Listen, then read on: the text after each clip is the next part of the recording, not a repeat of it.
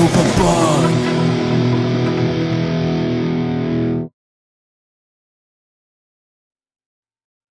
Welcome back everyone to another Manic Miner NRG. This will be my last Manic Miner NRG for quite a while. I think I've focused enough on the game for the time being over the last couple of weeks.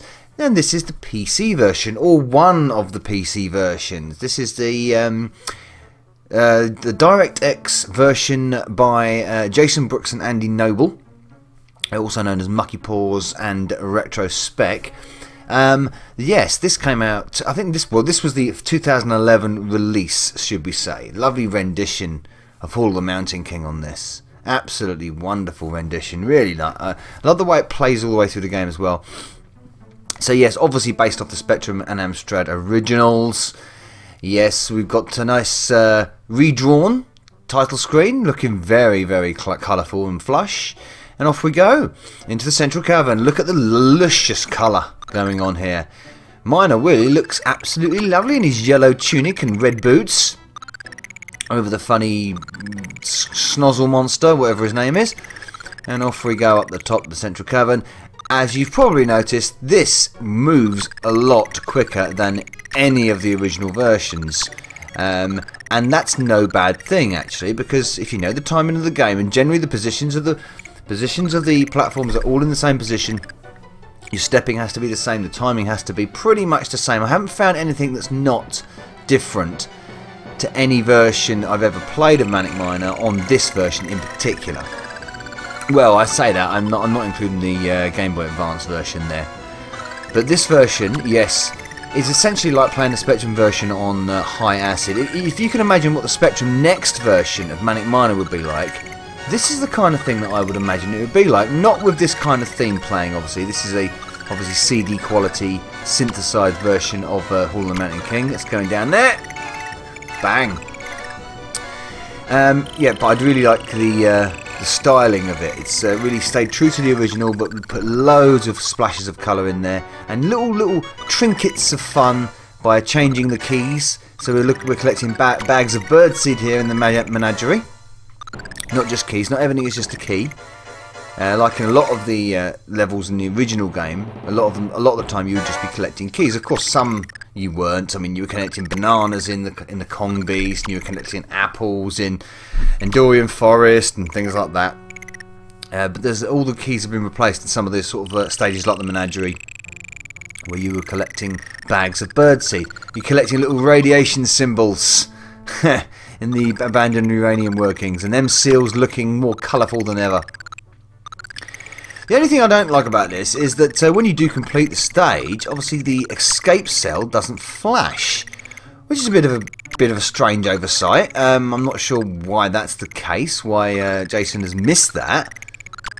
Well, it changes colour. It doesn't flash obviously. It sort of very subtly glows, and sometimes it doesn't. It glows to the point where you can't notice it glowing.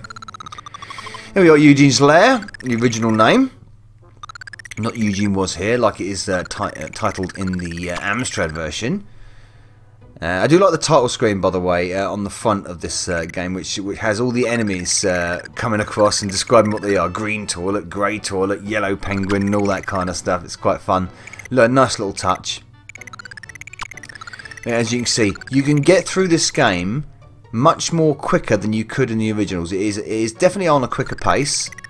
You've got to be adjusted to that, but it's like I said, if you know the timing and when to jump in the correct position and when to sort of launch yourself off platforms, which I didn't do correctly there. Let's grab this quickly. There we go.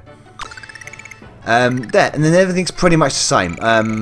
I've got through to the warehouse whilst playing this, and kind of again, I always find the warehouse very tricky, so I gave up on the warehouse. So slight addition, a slight change. Oh god, that was close. Slight alteration here in the processing plant. As you can see, Ghosty has disappeared from the platform at the bottom there. You're actually collecting ghosts instead. So that's why they've obviously got rid of the ghost enemy on the conveyor belt. You're just collecting the Pac-Man ghosts instead, which is again a nice little touch. Every level has got a different colour scheme as well, which is really nice. I like that. I wish the I just wish the cell glowed a bit, and maybe they could have done a little bit more. I know that there is a remake of a remake been done of this, a different version of on the PC, a different, should we say, Windows version, that is slightly different and has been enhanced even more. So I might have to get around to playing that one day. I think that was released in 2016. I don't quote me on that. Could be.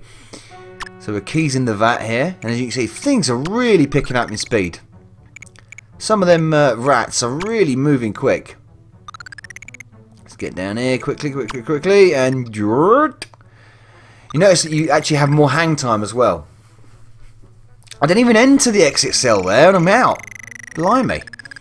Air drain down is there. Cool. I love the multicolours here on the clocks, or on the barrels, or whatever you want to call them. You got to be very careful here. You got to do the... Yeah, I knew that would happen. So, yeah, that mechanic has changed. So you can't jump on the spot on the conveyor belt. You've got to jump from the distance, which will be here. There we go. And that does alter between versions, so you have to be aware of that. Here we are. Miner Willie meets the Kong base. The old classic level. But this is, if you want to play Manic Miner, experience Manic Miner on your PC, you know, without going down through emulation or hardware of the older systems, I would say this is the go-to version. This is a perfect version to play, to experience it authentically, like it would have been back in the day on the Spectrum and on the Amstrad.